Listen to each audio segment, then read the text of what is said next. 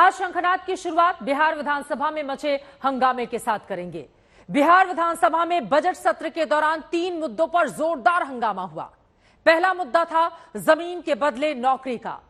BJP विधायक इस मुद्दे पर तेजस्वी का इस्तीफा मांग रहे थे।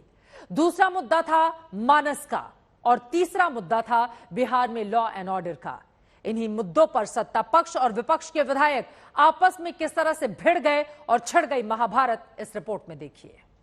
प्रश्नकाल को आप लोग चले, हम लोगों को नेता प्रतिपक्ष को पहले बोलने का मौका मिलता है, भी चाहिए कहना चाहिए। आप सीट पर जाइए। माननीय सदस्य संजय सलावगी, आप प्रश्न पूछेंगे कि नहीं पूछेंगे? प्रश्नकाल होगा, सरकार जवाब दे दे। माननीय नेता विरोधी दल, 1 मिनट उनका सुन लीजिए। आप बन जाइए। बिहार विधानसभा का बजट सत्र हंगामा खेज है। सत्ता पक्ष और विपक्ष के विधायक एक दूसरे के खिलाफ नारेबाजी कर रहे हैं। बीजेपी वाले नौकरी के बदले जमीन घोटाले का जिक्र करके नारे लगा रहे हैं, तो सत्ता पक्ष के विधायक भी कम नहीं पड़ रहे। और आलम यह है कि विधानसभा जंग का अखाड़ा बनी हुई है। ये हंगामा 3 मुद्दों को लेकर है। पहला, नौकरी के बदले जमीन घोटाला। दूसरा, रामचरितमानस की चौपाइयों को लेकर। और तीसरा, बिहार में कानून व्यवस्था के मुद्दे पर। देखिए, बीजेपी के विधायक कह रहे हैं कि जिन्होंने भ्रष्टाचार किया उन्हें कुर्सी पर बैठने का कोई अधिकार नहीं है। बीजेपी विधायक तेजस्वी यादव के इस्तीफे की मांग कर रहे हैं। इसी मांग पर महाभारत हुआ। आगे देखिए, बीजेपी विधायक लखेंद्र पासवान ने माइक ही तोड़ दिया। उनका आरोप है कि सत्ता पक्ष के विधायकों ने उनके साथ अभद्रता की, गाली गलौज की। हमें बोलने नहीं दिया जा रहा है, मेरा माइक को बंद कर दिया गया, हमको प्रश्न पूछने नहीं दिया गया। और महागठबंधन के जो विधायक है, भाकपा माले का जो विधायक है, वो अब शब्द इस्तेमाल कर रहा है, वह धमकी दे रहा है, वह गाली शब्दों का प्रयोग कर रहा है। जिस प्रकार से हमें धमकाया जा रहा है, अंदर में माइक को मेरा बंद कर दिया जा रहा है। मगर माइक तोड़ने के आरोपों के चलते लखेंद्र पासवान को 2 दिनों के लिए निलंबित कर दिया गया। अब विपक्ष का आरोप है कि सत्ता पक्ष के विधायकों ने उनके साथ बदसलूकी की है, अभद्रता की सारी हदें पार की है। और उनके विधायक के द्वारा जिस तरह से अब शब्दों का बौछार हुआ, गाली दिया और बेल में आकर के जिस तरह से धमकी दे रहे थे, पूरा बिहार देखा है, पूरा बिहार की जनता देश देखी है।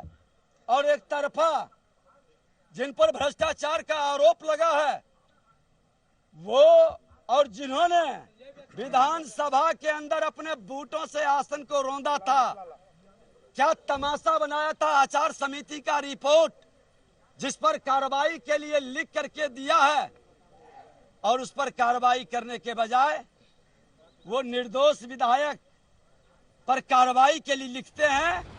आज विधानसभा में जब शिक्षा मंत्री चंद्रशेखर ने एक बार फिर रामचरितमानस की चौपाइयों का जिक्र किया तो हंगामा फिर से बढ़ गया। बाकी का तो छोड़िए, सत्ता पक्ष में शामिल जेडीयू के ही विधायक ने चंद्रशेखर का विरोध कर दिया। कहा, मानसिक रूप से विक्षिप्त हो गए हैं चंद्रशेखर। ये देखिए, मैं बार बार बोलता हूँ, कंफ्यूज पर्सनालिटी है, डिल्यूजन भी है, इल्यूजन भी है, इनको पर्सनालिटी सीकिंग सिंड्रोम है, अटेंशन सीकिंग सिंड्रोम है, इनको मल्टीपल साइकेट्रिक डिसऑर्डर है इनको। मैं डॉक्टर से भी बात किया हूं इनके इलाज के लिए। डॉक्टर भी साइकेट्रिस्ट हैं, डॉक्टर राकेश, वो फ्री में आके इलाज करने के लिए तैयार हैं इनके लिए। विधानसभा में जिस तीसरे मुद्दे पर हंगामा बरपा वो था लॉ एंड ऑर्डर। आज ही एक सीसीटीवी तस्वीर सामने आई है जहां छपरा में आरजेडी नेता सुनील राय का अपहरण कर लिया गया। 5 से 6 हथियारबंद अपराधी आते हैं और जबरन सुनील राय को अपने स्कॉर्पियो में खींचकर भाग जाते हैं। सुनील राय की तलाश जारी है, मगर इधर विधानसभा में इसी पर बवाल हुआ। महागठबंधन की सरकार राज्य की सत्ता में आने के बाद जिस प्रकार से कानून व्यवस्था पूरे राज्य की बिगड़ी है, और उसके कारण लगातार घटनाओं का दौर शुरू हो गया, हत्याओं का दौर शुरू हो गया। और स्वाभाविक है कि जब इस तरह की घटनाओं पर सरकार का नियंत्रण नहीं रह जाएगा तो इसकी आंच सभी राज्य के लोगों पर पड़ेगी, चाहे वो सत्तारूढ़ दल के हों, चाहे वो विपक्ष के हों।